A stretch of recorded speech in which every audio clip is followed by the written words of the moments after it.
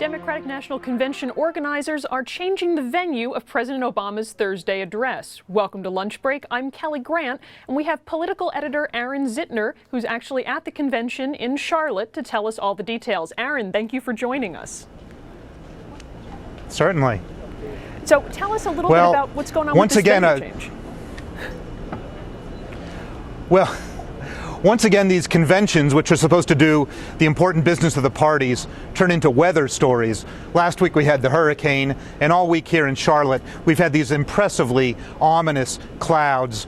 Today, after watching these clouds through the week, the Obama campaign decided to cancel the venue, change the venue for the president's nomination acceptance speech on Thursday. Instead of being in a 65,000-seat stadium where the Carolina Panthers play, it'll be in an indoor arena which has room for about 19,000 people. Wow, so that's a pretty substantial change. Now, what do they do with all of those extra people? How do they avoid, I guess, well, they're going to be disappointed anyway, but what do they do with all of them?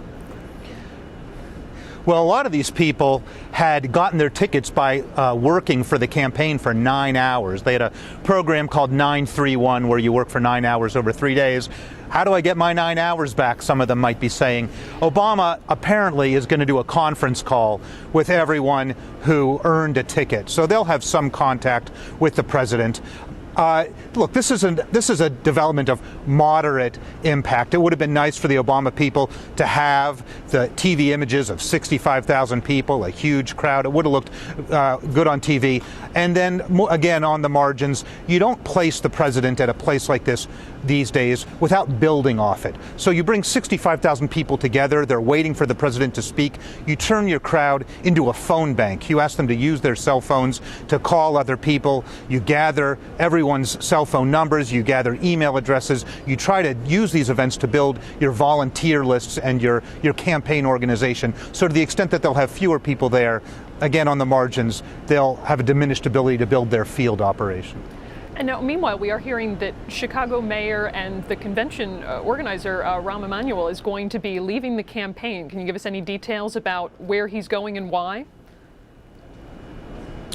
That's right. This is a somewhat important development, too. Rahm Emanuel had an honorary position with the Obama campaign. He's leaving it to go raise money for a super PAC that's the primary super PAC backing President Obama.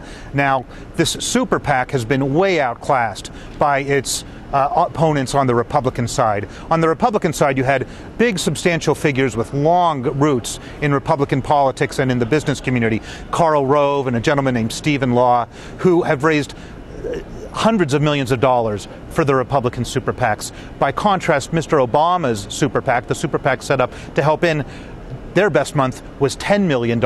In some months, they had $2 million. They're just being outclassed. Rahm Emanuel coming over to help the super PAC means that someone who has gravitas and a much bigger Rolodex, and importantly, a foothold in the old community of Clinton donors that backed Bill Clinton and Hillary Clinton, will now be helping President Obama. So it sounds like this is going to help in some respects. Could it also hurt the campaign, just his loss and not being there for that day-to-day? I don't think so. The reason he has to leave his position with the Obama campaign is nominally under the law, which is a pretty thin law right now.